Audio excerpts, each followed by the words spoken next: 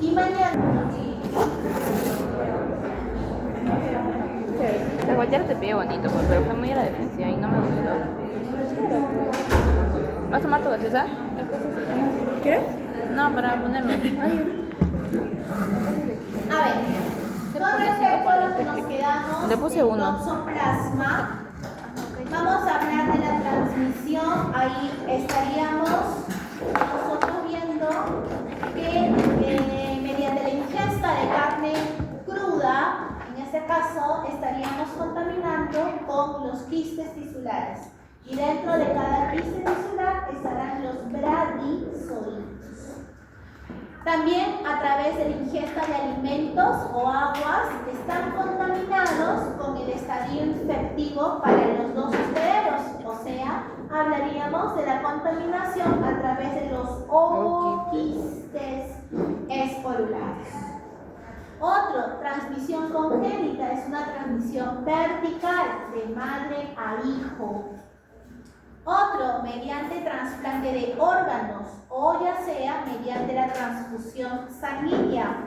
Acuérdate que en sangre, en una fase aguda, nosotros vamos a encontrar taquizoitos. Por lo tanto, a la hora de transfundir la sangre, donarle la sangre, si es que tenemos esa infección, también estaríamos donando los taquizoitos.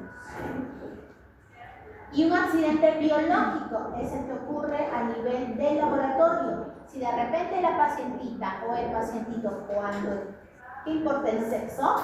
¿No? Están infectados, acuérdate que manipulamos sangre y esta se puede romper y de repente nos podemos cortar y de manera directa podríamos contaminarnos.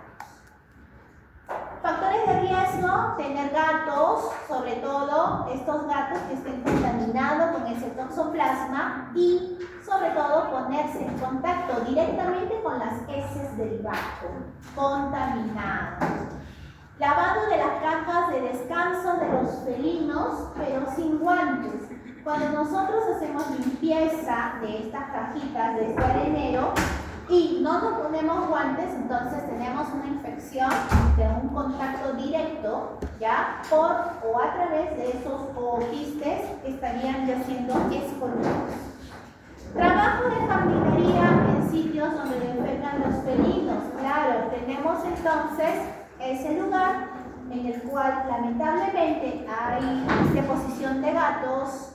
Esta deposición tiene ese ooquiste y esporulado y podemos entrar en contacto a través, ya sea estoy jugando a ser jardinero, plantando mis cosas o viendo para que mi espacio esté bonito y lamentablemente hay presencia de esas heces y están contaminadas y no tenemos la precaución respectiva, no nos lavamos las manos luego, nos contaminamos.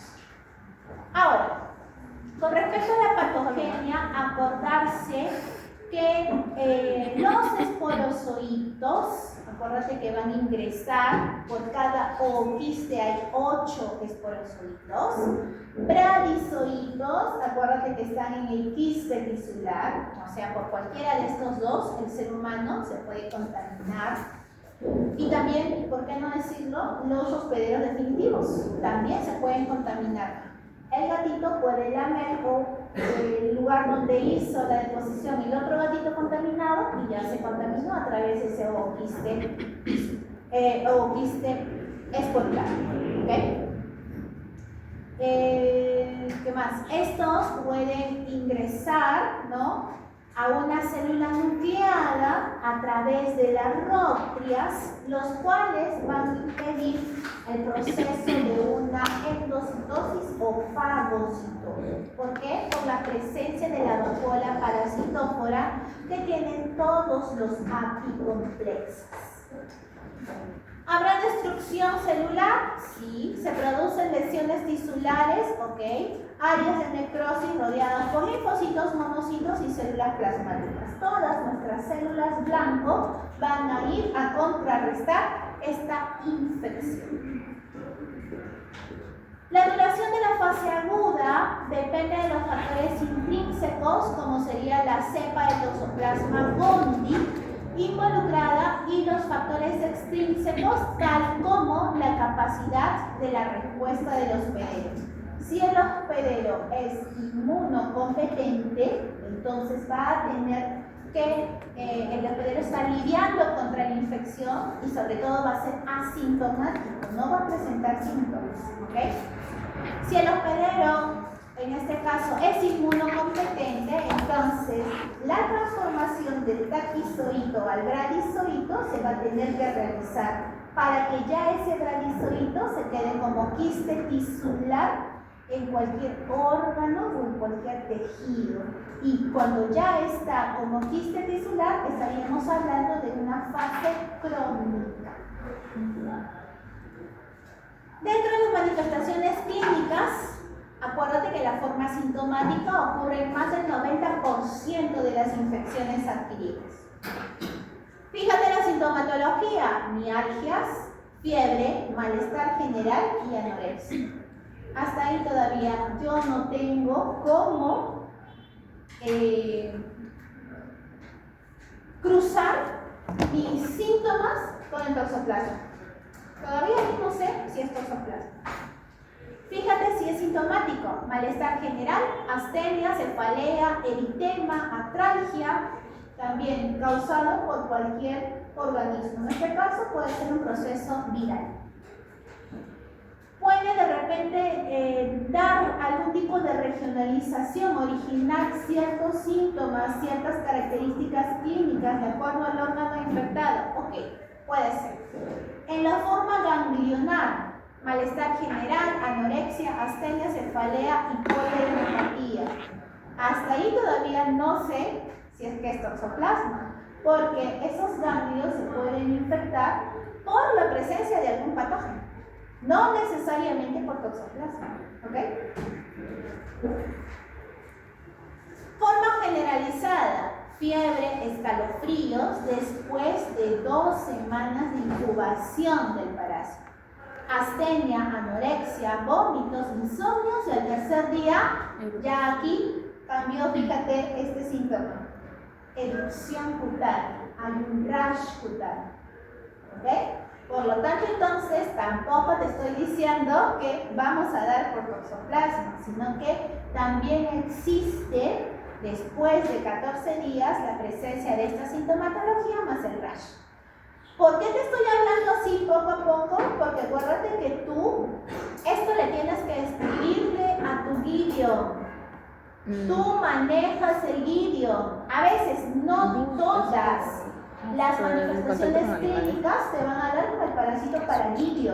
Entonces, por eso que te dije, piensa. Si tú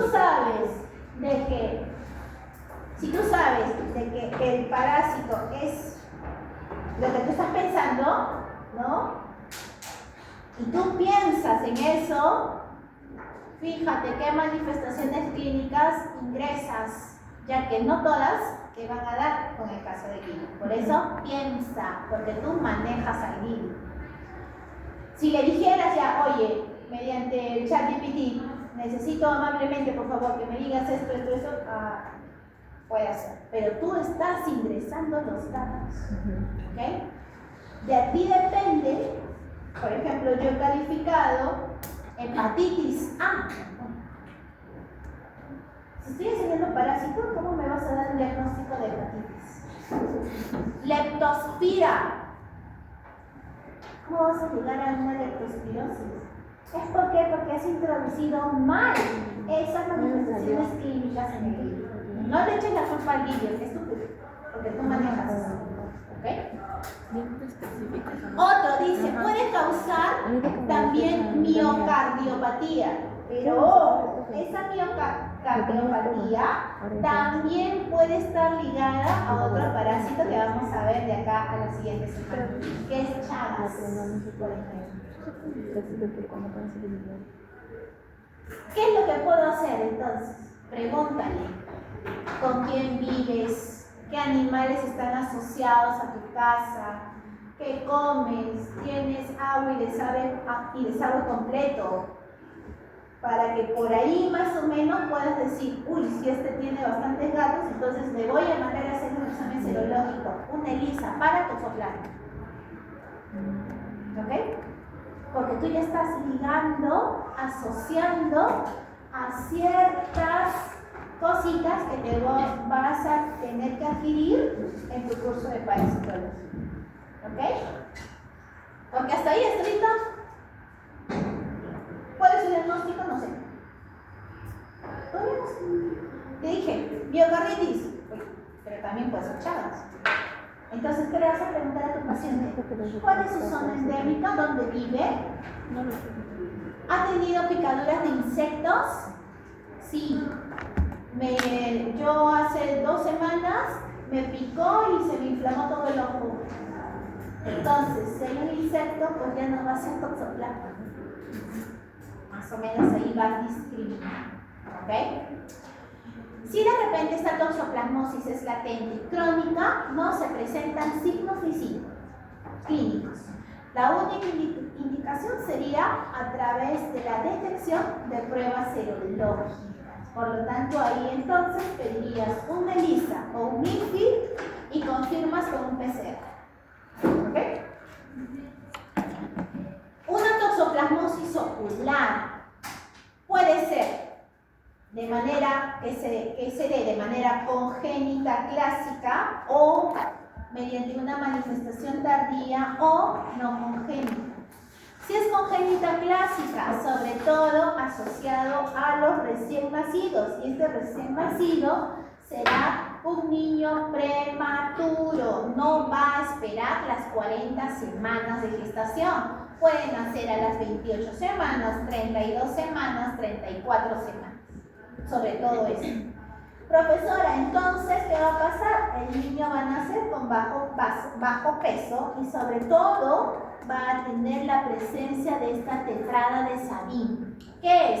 Microcefalia, hidrocefalia, calcificación de cerebrales, convulsiones y cólico-retinitis. ¿Ok? Entonces, esta tetrada de Sabin es una infección grave. Es una infección grave. Por lo tanto, si por ahí ves una encefalitis, convulsiones y te dice que estas 4, o sea, de la tetrada de Sabin, entonces en Gideon ahí ya le colocas que es una enfermedad grave. ¿Entiendes? ¿Sí? Acuérdate que en Gideon te dice, está asociado el huésped, está comprometido. Y si de repente en el casito clínico no te dice nada, pues no está comprometido. Si en el casito clínico te dice paciente con leucemia, paciente con diabetes, paciente con VIH, ya hay comprometimiento. Entonces pones sí, está comprometido. Buscas VIH, leucemia, diabetes, que hay un montón. Otra cosa que todavía no sabes utilizar. Después de tu primer casito clínico, de la primera informe, ¿has utilizado Gideon otra vez? ¿Siquiera para torturarte? No. ¿Por qué no? Si eso está libre, gratis en tu biblioteca. Esta semana, o sea, si tienen, no, mañana no tienen conmigo. El día que tengas, van a cerrar con toxoplasma, con citospora y con plasmodium. Cualquiera de estos 3 parásitos les puede venir y tengo 20 casos clínicos. ¿Ok? Entonces, lee. Manifestación tardía. El niño ya desarrollado puede presentar polio-retinitis durante la infancia. O sea, fíjate, la congénita, pero la clásica, que el niño nace prematuro y obtiene esa toxoplasmosis por la tetrada de Sabin. Después de 5 años se le puede manifestar esta infección. El niño ya la comienza a notar a nivel de la infancia. Es donde de repente habrá manchas a nivel ocular o una visión borrosa ocasionada por la presencia de ese parásito. De tipo no congénita, conjunta, presente en personas que adquieran infección recientemente. Translucidez de la retina, edemas y placas hiperpigmentadas. ¿Dónde yo voy a observar esto? A través de un examen de fondo de ojo. ¿Alguien ha oído hablar del examen de fondo de ojo? ¿Alguien le ha acompañado, su mamá, su papá, pariente para hacerse ese examen? ¿No? En el cual, por ejemplo, te decía, a ver, hijito, creo que tengo cataratas, me han diagnosticado cataratas, o me han diagnosticado de repente, y se me fue la enfermedad, que me voy a cortar, glaucoma. ¿Cómo yo sé eso? Tengo que verificar, dilatar pupila, ver retina y de repente por ahí encontraré estas lesiones. Entonces, obviamente también encontrando esas calcificaciones o cicatrices o manchas, tampoco te indica nada. El oftalmólogo, ¿qué va a hacer? Vaya a hacer una pruebita de lisa para tus ojos. ¿Ok? Entonces ahí ya te va a salir. ¿Sí?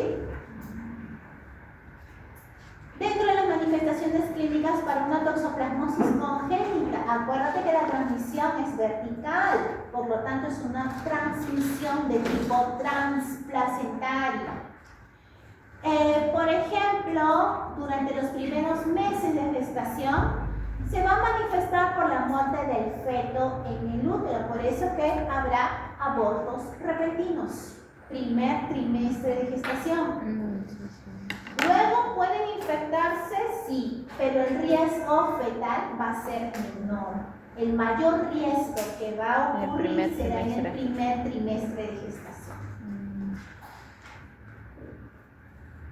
En los últimos meses de gestación, los recién nacidos van a ser asintomáticos, pero pueden presentar secuelas como retinochoroiditis, ceguera, epilepsia o retraso mental o psicomotor, meses o años más tarde, cuando por ahí el sistema inmunológico se vea comprometido, ya que baja y se va a manifestar la infección por toxoplasmosis.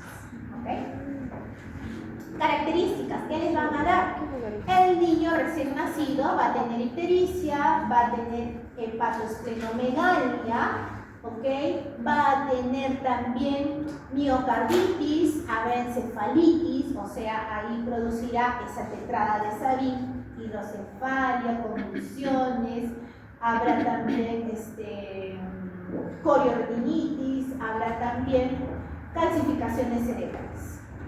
Secuelas, calcificaciones cerebrales, polioretinitis, pero algunas veces puede presentar solamente puede ser monosintomático. En el embarazo, como te decía, primer trimestre de gestación, felizmente que se infectan solo el 17%, pero el daño fetal es mayor. Segundo trimestre hay una infección de casi un 44%. Y el tercer trimestre, fíjate, hay 71% de infección, pero ya el daño es mínimo. ¿Ok? Felizmente, porque si no, estaríamos hablando ahorita de otra cosa. Toxoplasmosis a nivel inmunosuprimidos, pacientitos con leucemias, linfomas, quimioterapias para tumores, uso de corticosteroides, pacientitos que tienen órganos transplantados o que tienen VIH y posteriormente se le manifiesta como un SIDA. Diagnóstico puede realizarse a través de pruebas histopatológicas, o sea, vas a ver biopsias y para poder ver esas biopsias has tenido que primero mandar pruebas mediante imagenología primero. Luego puede haber esta prueba de Sabin-Filtman, es una prueba que ya no se utiliza al 100%, pero sí es una prueba barata, es una prueba fácil de realizar, pero ahora se ve más lo que es IFI, lo que es ELISA y confirmamos con un PCR. Métodos directos podremos sacar la muestra en el líquido cefalorraquídeo o también a nivel de ganglios linfáticos, médula ósea.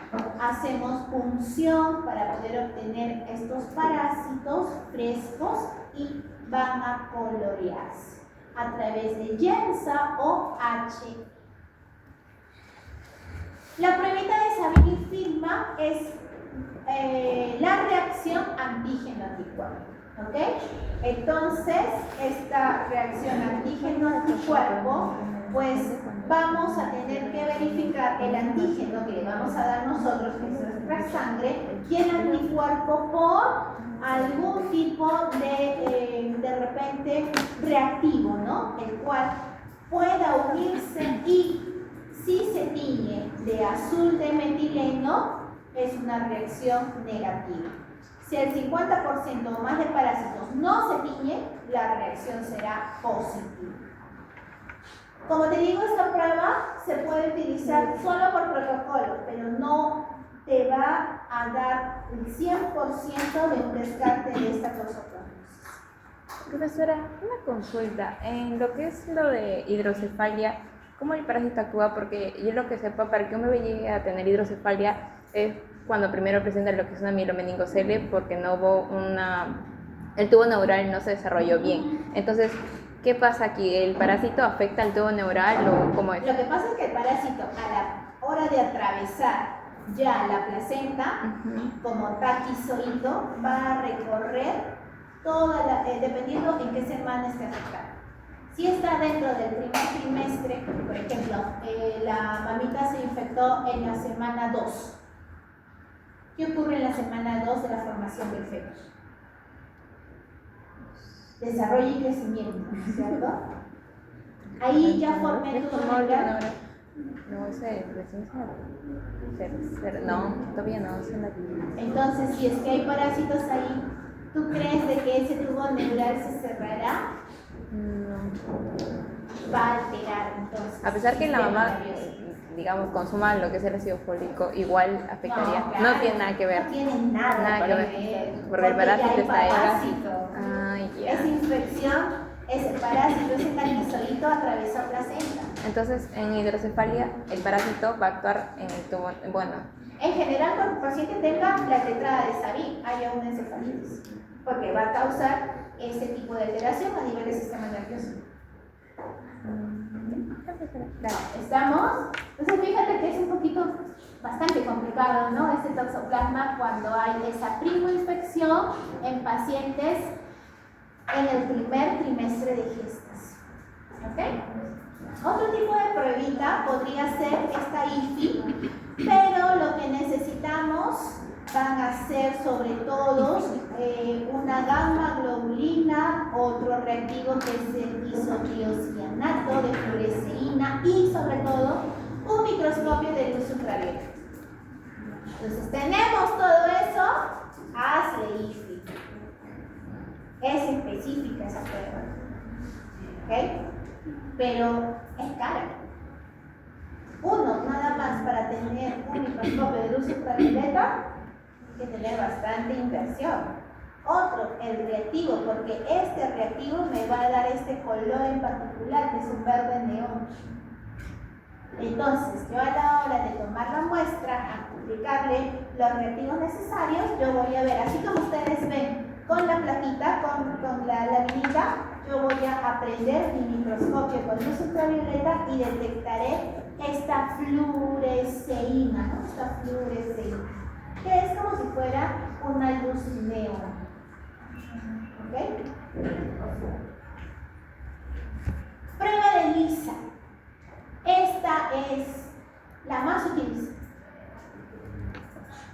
para poder detectar IgM positiva en los casos de infección reciente. IgG positiva para los casos de infección crónica. Y la DSIgA detecta infección congénita en el feto, en el recién nacido y en la gestante. Entonces hay que saber qué tipo de ELISA voy a nombrar, voy a pedir y cómo yo le voy a leer el resultado a la paciente. Otro tipo de pruebita es la famosa intradermorreacción por toxoplasmina. Esta intradermorreacción, ¿alguien se ha hecho la BCG? ¿Alguien ha hecho? Hace 40 años atrás, te estoy diciendo cuando yo entraba a primer grado, ¿no? Me pedían esta famosa prueba de la tuberculina, en las cuales te inyectan Mycobacterium tuberculosis, pero atenuados. Cuando hay una reacción positiva es cuando tú después de 48 horas expresas una pápula. O sea, hay una reacción que se va a expresar por la presencia de la pápula. Si desaparecen dentro de las 48 horas, entonces se dice que hay una reacción positiva.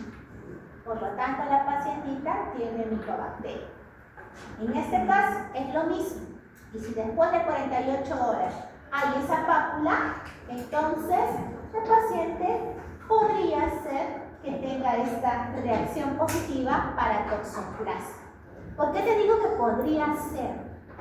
Igual también con la tuberculina. ¿Por qué te digo eso? Porque de repente el sistema inmunológico del paciente se ve comprometido. Hay una alteración, hay una comorbilidad. Por lo tanto, cualquier cosa extraña que tú ingreses va a dar una reacción. Entonces, podría darte, entre comillas, ese falso positivo. ¿Ok? ¿Sí, chicos? Por eso, como te digo, por protocolo se hace, pero no es una prueba confirmatoria.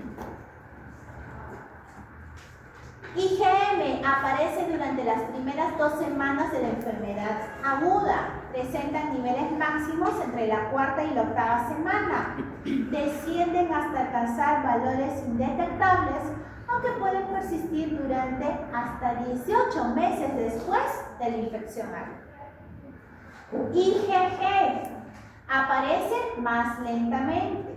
Alcanzan un valor máximo en el primer o segundo mes y pueden permanecer elevados y estables durante varios meses o años. ¿Ok? Varios meses o años. Por lo tanto, ahí también, ¿qué te está diciendo? Presentas esa reacción para toxoplasma. Pero hay que ver dónde se va a localizar, qué órgano estás afectando. Y eso lo vas a hacer mediante pruebas de imagenología. ¿Ok? Interpretación de estas pruebas serológicas, por ejemplo, negativo, a ver, para IgG, positivo para IgM. Entonces, hay una posible infección aguda o resultado falso positivo para IgM. Entonces, ahí tú tienes que hacer la entrevista detallada. ¿Cuáles son de repente enfermedades asociadas a tu paciente? Tienes que preguntarle todo, ¿ok? Porque te puede dar falsos positivos o quizás falsos negativos. También puede ser, ¿ok? Hay las famosas inoculaciones.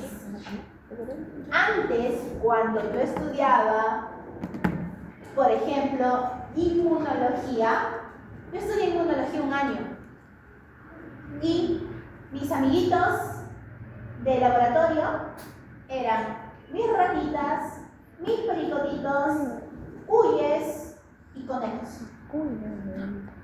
¿Ok? Ahora por el COVID ya no se ve este tipo de manipulación, pero antes se hacía ciencia. Se inoculaba a este ratoncito, le inoculábamos a nivel del peritoneo una cepa de algún parásito, ¿ok? En este caso, con toxoplasma. Después de 14 días, veíamos a nuestro ratón.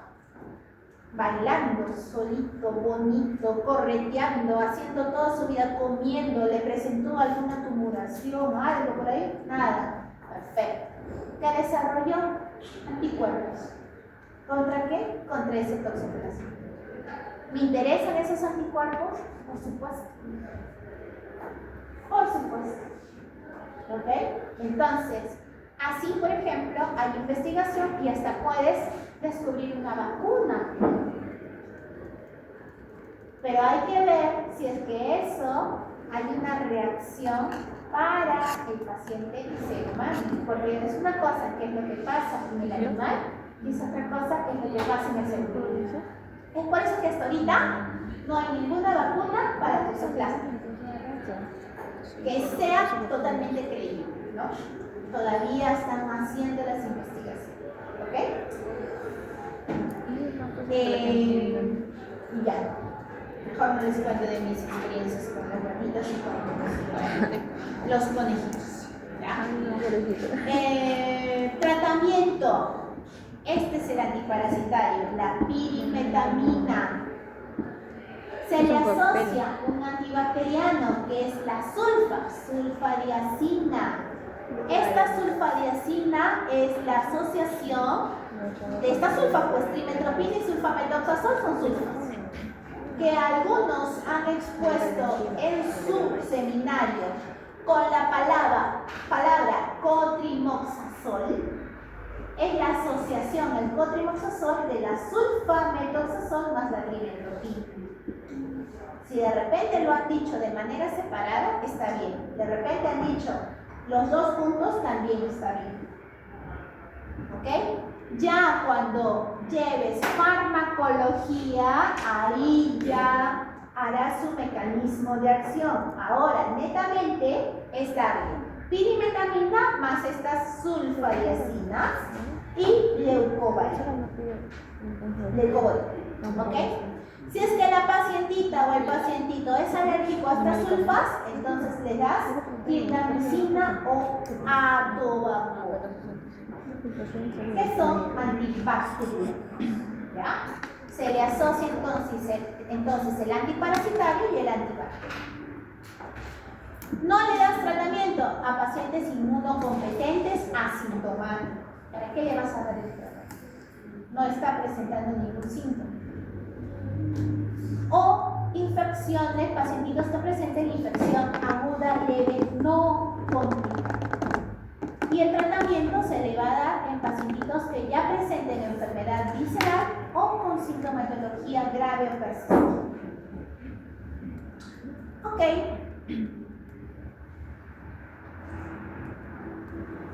Ahí nos quedamos y vamos a hacer ahora plasmodium.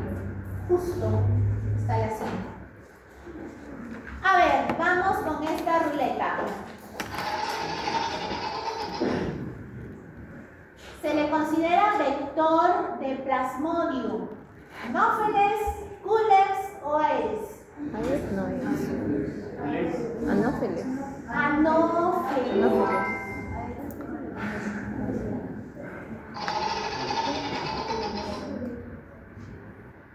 ¿Qué plasmodium es considerado en el Perú como el más letal? El malaria. Falsifa. ¿Por qué? La malaria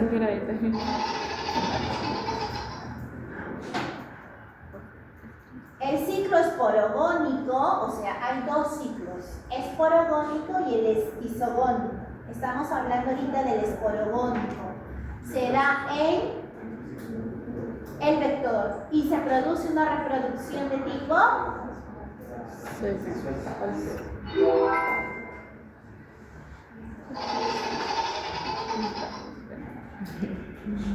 ¿Qué estadio de plasmodium se puede detectar en gota gruesa? Para esto hay 3 estadios que vamos a verificar en una muestra de sangre por la técnica gota gruesa o frotis sanguíneo. Trombozoitos, esquizontes y gametocitos. ¿Qué marco?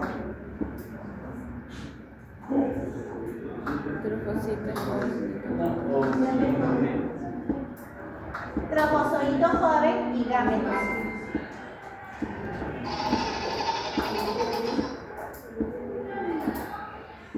El siguiente ciclo es isogónico, se da en el vertebrado y tiene dos etapas. Dos etapas. Los esporozoitos, al ingresar al vertebrado, se dirigen a las células del hígado. Este dibujo es de texto de la vida en contra. No. Corta ya. Toma tu tiempo.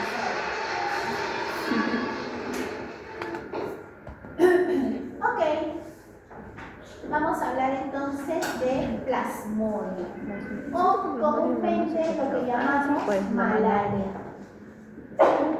Dentro de la taxonomía vamos a ver que está en el reino, superreino Eucaria, protozoos, apicomplexos. Fíjate, todavía estamos en los apicomplexos.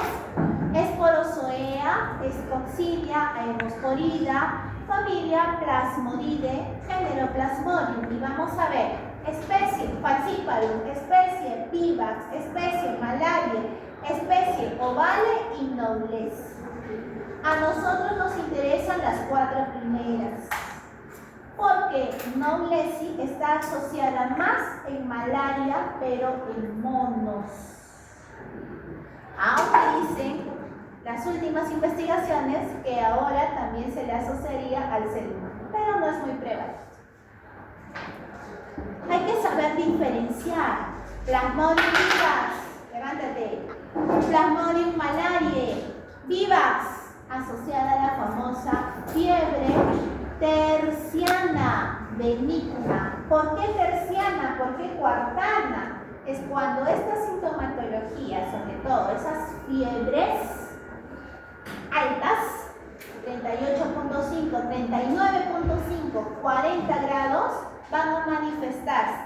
Después de las 48 horas, hablaríamos de una terciana, o después de 72 horas, hablaríamos de una cuartana. ¿Ya? Malaria es la fiebre cuartana benigna, pero asociada al síndrome nefrótico. O sea, van a haber complicaciones a nivel del sistema excretor. El paciente puede eliminar en su orina sangre, y tú lo que vas a recolectar va a ser rojo, totalmente. Falciparum es la fiebre terciana maligna, asociada a la malaria cerebral, por eso que es la más letal. Ovale, asociada a una fiebre terciana benigna, pero es la famosa fiebre africana, por lo tanto va a ser más prevalente en África. Y el Knowlesi, como les decía, asociado al paludismo, pero en monos. Vamos a encontrar aquí, como les decía, tres formas evolutivas en sangre. Encontramos a los trofozoitos. Joven, que va a tener esta forma anular en anillo. Maduro, cuando ya esta forma anular se distorsionó y la presencia de gránulos. Y pigmento malárico, palúdico o hemozoína. Pigmento malárico, palúdico o hemozoína. Siguiente estadio que voy a encontrar en sangre. Esquizontes. ¿Qué me interesa de ese esquizonte? Lo que tiene adentro, que son los merozoitos. Siguiente estadio que voy a encontrar, gametocitos. ¿Ok? Aquí, a ver.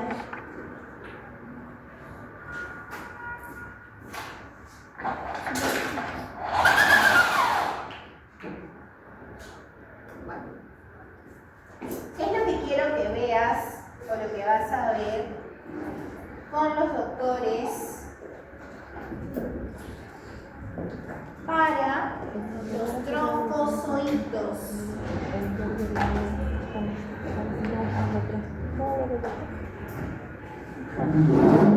Para los trofozoitos, sobre todo me interesa este de acá. Es un trofozoito de Plasmodium falciparum. La presencia de dos cromatinas. ¿Ok? Profesora, ¿puedo encontrarla en un glóbulo rojo o fuera del glóbulo rojo? O así, anular. ¿Ok? Esto va a ser entonces característica sobre todo de su doble cromatina del Plasmodium falciparum. Ya que este de acá es un trofozoito, este también y este también. Pero van a ser trofozoitos maduros, viejos. Forma ameboidea, forma en banda, forma ameboidea, pero más pequeño que el otro, por ejemplo. Entonces ellos van a ser trofozoitos, pero maduros. ¿Ok? No tenemos en el laboratorio solo tenemos este, que es de falciparum. ¿Ya? ¿Qué más? ¿Qué me interesa aquí? Me interesa que diferencies a esos esquizontes. Esquizonte. Y en el interior, merozoitos.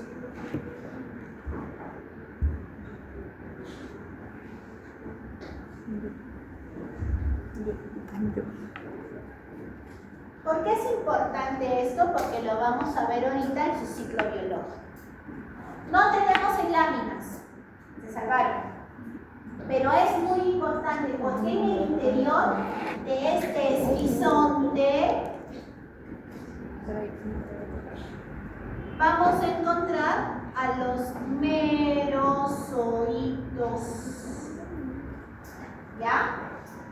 ¿Y para qué yo quiero encontrar esos merozoitos?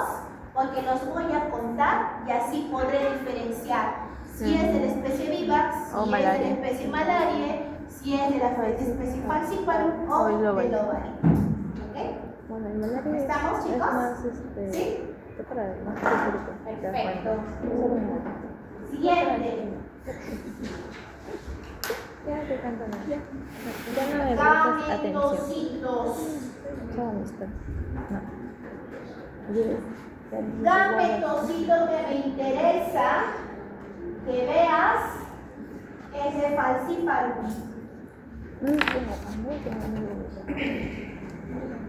De acuerdo a la primera clase de parásito, vimos a ese gametocito que tiene la forma de una salchicha o en media luna.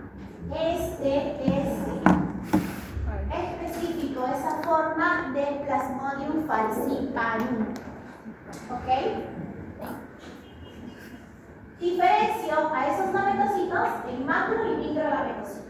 Macrogametocitos tiene la cromatina condensada y el microgametocito, la cromatina va a estar dispersa o laxa. Se puede encontrar dentro del glóbulo rojo o como fuera del glóbulo rojo. ¿Ok? Pero esto es lo que va y tenemos en el laboratorio. Esto hay en el laboratorio. ¿Ok, chicos? ¿Hasta ahí todo bien? ¿Hasta ahí todo bien? La primera clase. ¿Cómo? ¿Pregunta? Perfecto. Vamos entonces ahora con el ciclo biológico. Y eso es lo que quiero que aprendan bien, por favor. Esto es muy fácil. Vamos primero con una ayuda de memoria. ¿Ok? Dos tipos de ciclo. Es orogónico, mira, es toxoito y se va a realizar en el vector y habrá reproducción sexual. Esquizogónico se realizará en el ser humano. Habrá reproducción asexual y vamos a tener dos fases. Una fase preeritrocitaria que se realiza en el hígado y una fase eritrocitaria que se realizará propiamente en el glóbulo rojo. ¿Ok? Fíjate, ya tenemos mi ayuda de memoria. Vamos entonces, ahora sí, con eso. ¿Ok? ¿Qué quieren? ¿Por dónde empiezo? ¿Esquizogónico o esporogónico? Esporogónico. ¿Esporogónico? ¿Sí? ¿En el vector? En el vector. Ok.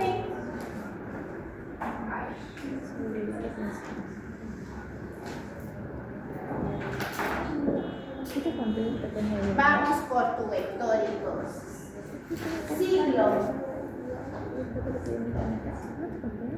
Esporogónico.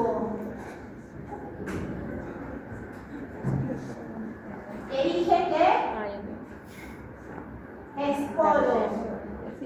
Voy a formar esporozoitos.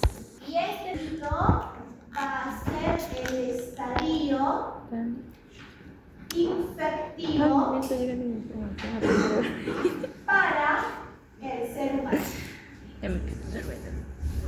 No te paso el video. ¿Ok, chicos? ¿Dónde se realiza?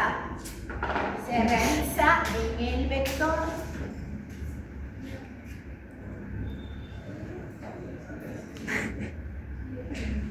¿Cómo se llama ese vector? Anófeles.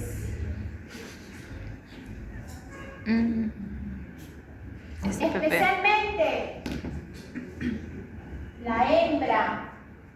La hembra es la hematófaga. Usted les enseña Eloy y Nopacoma, ¿no? Entonces, como dice Eloy, ¿no? Siempre la hembra chupa sangre, dice, ¿no? Ahí está, la hembra chupa sangre. Hematófaga.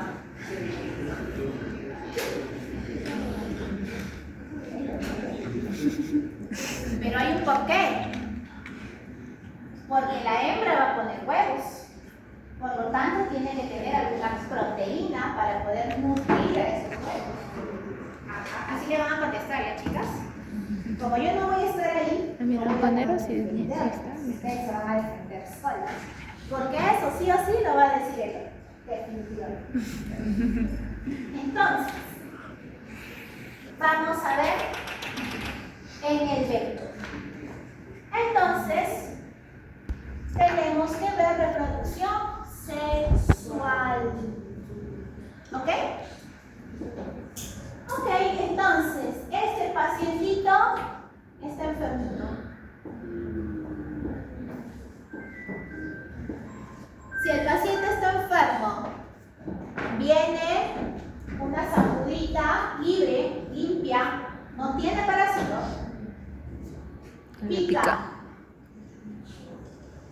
Y se lleva sangre, chupa sangre. ¿Qué piensas que se lleva?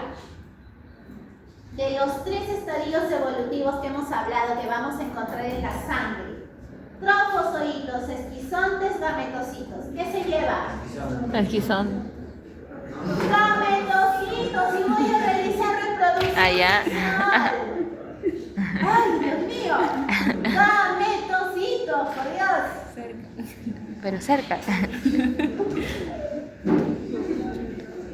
Entonces, Es que dijo, sí, no voy a contestar bien. Graba. Ahí Ya está. graba. Tú cuando estás en el video me dedicas ya. ¿Ok? Gametocitos. No se va a llevar ni trofozoito, no se va a llevar ni esquizonte, porque con ellos no puede hacer reproducción sexual. En cambio, sí con sus gametocitos. Ok, entonces se los llevan. Y a nivel del intestino, camino del vector, voy a tener que diferenciar a esos gametocitos en micro y en macrogametos. Si es macrogametocito, gameto sexual, macro es, ¿ok? Si es microgametocito, este sí es masculino. Que hay fusión del micro al macro. Fecundación. ¿Qué voy a formar? Un huevo o cigoto.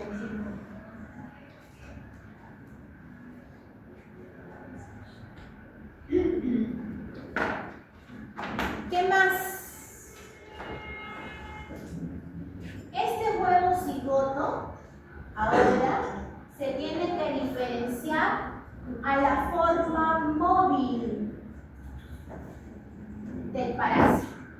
Y la forma móvil del parásito se llama ookineto. Ookineto. ¿Ok?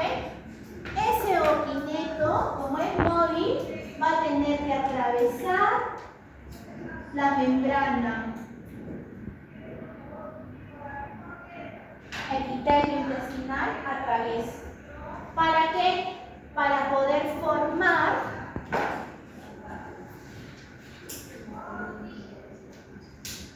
a mi ooquiste. No puedo levantar más la mano, chicos, el brazo, perdón, no puedo levantar más el brazo. Está doliendo. El palo sigue en la mano. ¿Ya? Y en el interior del ooquiste Ay, mira, pues, la que vive un 70. voy a tener que diferenciar. ¿A qué cosa? Yo ando con turrón. Comprame turrón. A los Con tu sueldo de presidente. esporocitos. ¿Ok? Por lo tanto, entonces, esos esporozoitos ya diferenciados No, salen que llegó cuando estaba acá. y viajan hasta las glándulas salivales del vector. Por lo tanto, ahora sí la zampurita va a tener a nivel de sus glándulas salivales los esporozoitos. ¿Ok? ¿Estamos? Esporozoitos. A partir, ¿no? Acá serían de los gametocitos.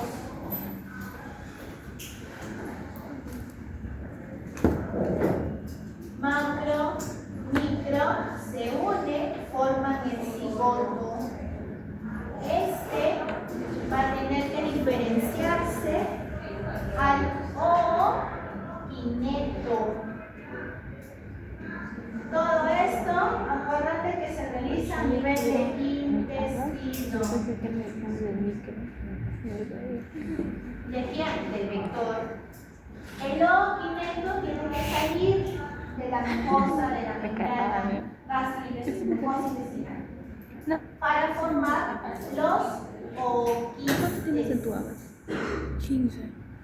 Y en el ooquiste vamos a diferenciar ya a los esporozoitos. Y estos esporozoitos van a tener que viajar hacia las glándulas salivales. ¿De quién? Del vector. Dijo que fallamos en introducción. ¿Ok? Por lo tanto, entonces ya la zampurita tiene a nivel de sus glándulas salivales los esporozoitos, Que tenían letra diferente. que es el estadio infertivo para el ser humano. Ahora, este pacientito es sano. Abajo, bajamos.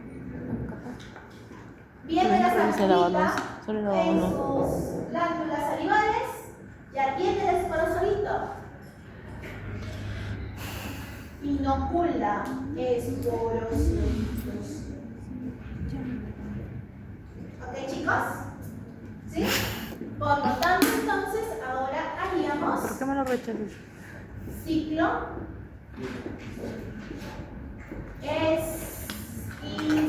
esquizofónico. La herida del esquizofrénico. Ciclo Ay, yo me acuerdo así. esquizofónico, ¿dónde se realiza? En el ser humano. En el hígado. Y este es una reproducción Asexual. ¿Ok? Entonces, ¿quién ingresó? El esporozoide. Ingresa. El ciclo esquizofónico hemos dicho dos fases. Una fase ¿Y sabes qué dije?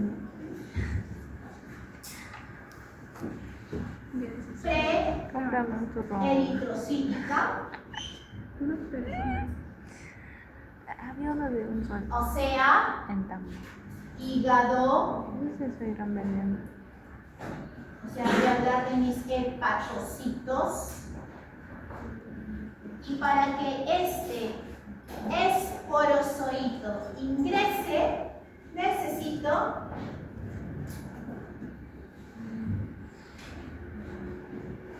a mis células de Kupffer. ¿De qué? Kupffer.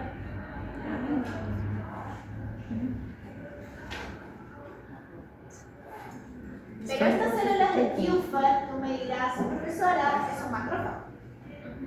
Ah, sí, Si macrófago no del fagocita, ahí se hígado. acabaría todo. Pero no lo hace. ¿Por qué? Porque acuérdate que es un epicomplexo. ¿Y este epicomplexo que va a formar? Su vacuola parasitómica. Y solo Kupffer le va a servir como un transportador para ingresar a mi hepatocito. ¿Estamos chicos hasta ahí? Lo usa encubierto. Ay, qué feo que se ve. Ahora, ese esporozoito ingresa, ¿no? Ya a nivel de hígado, ¿no? Ya está a nivel de hígado. El siguiente sería formar mi esquizonte. Mi esquizonte hepático o tisular.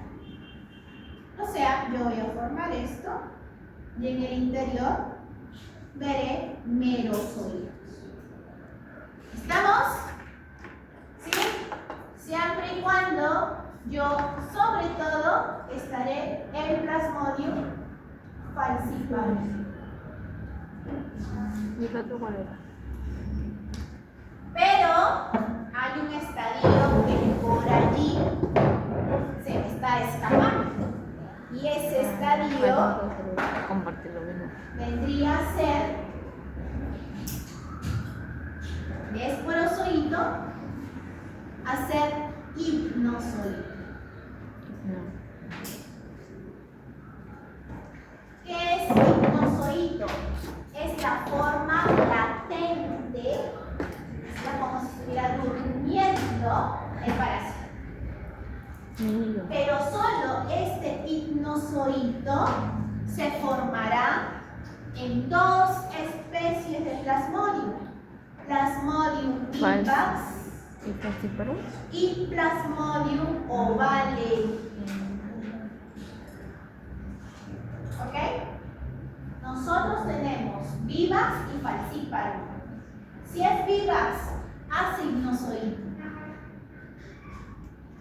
Si el pacientito, estando en estadio hipnozoito, tiene algún tipo de infección bacteriana, viral, parasitaria, hongos, baja su sistema inmunológico.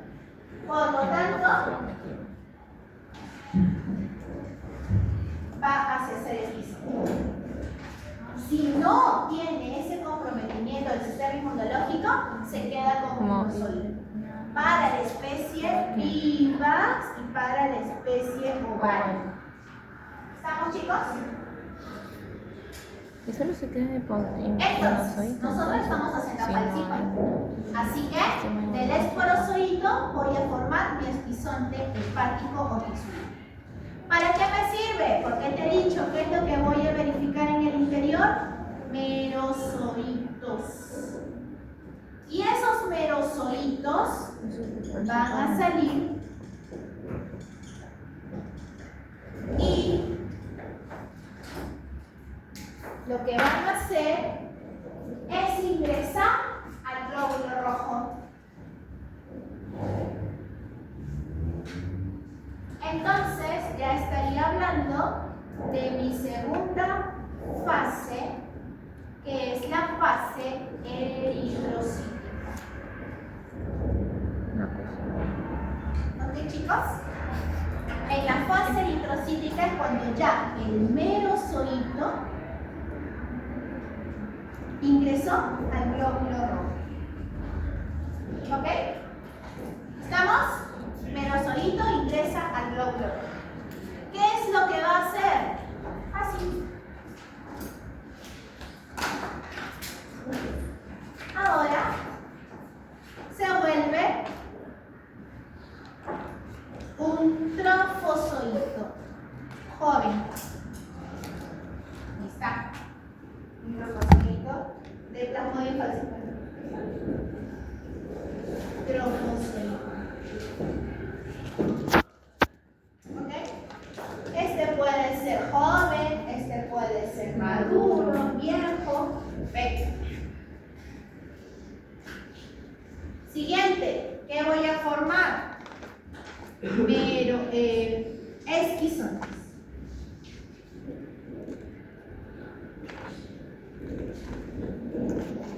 ¿Y qué hemos dicho que hay en el esquizonte? Merozoitos. Y si es que estamos dentro de la fase eritrocítica, habrá un esquizonte eritrocítico. Estos merozoitos están en el interior.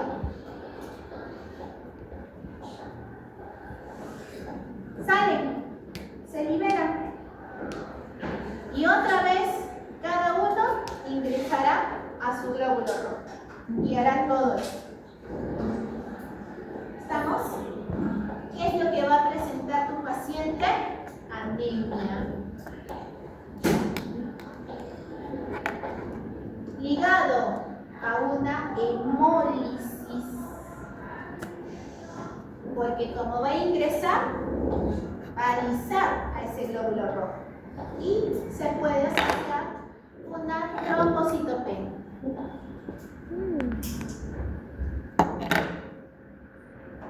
O sea, plaquetas bajas. ¿Ok? Pero aquí no queda la cosa. Estos merozoitos van a ser trofozoitos o de lo contrario se van a diferenciar a gametocitos. ¿Sí, chicos? Porque hemos dicho que tenemos que tener los trofocitos, esquizonte y gametocitos. Aquí en el ser humano estamos viendo dos, ¿verdad? Entonces necesito un tercer estadio, que es el gametocito. Entonces, esos gametocitos van a ser masculinos, femeninos. Entonces, ya en sangre vamos a encontrar vamos a encontrar y vamos a encontrar este. ¿Qué le conviene entonces a la zancudita? ¿Succionar? Gametocitos. ¿Para qué? Para que realice en ella su ciclo esporógeno. ¿Por qué? Porque es una reproducción Sexual. de ahí a ahora. Porque vuelve el perro repetitivo a hacer otra vez todo. ¿Estamos, chicos? ¿Sí? ¿Estamos? ¿Todos? Y así de fácil es esto. Ok. Podemos avanzar un poquito. Toma de fotos.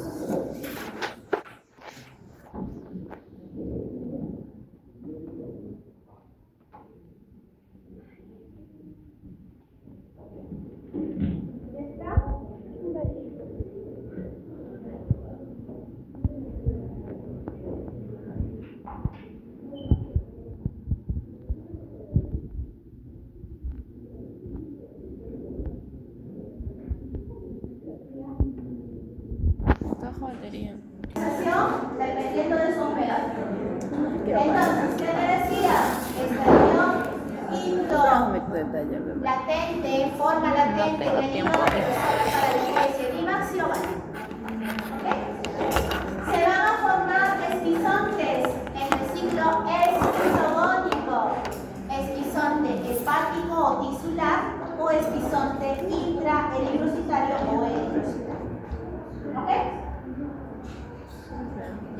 Ya me cansé. Ah, sí, sí, sí. A ver, ¿ustedes qué sección son? 4Q. ¿Hoy quedó? Ahí quedó.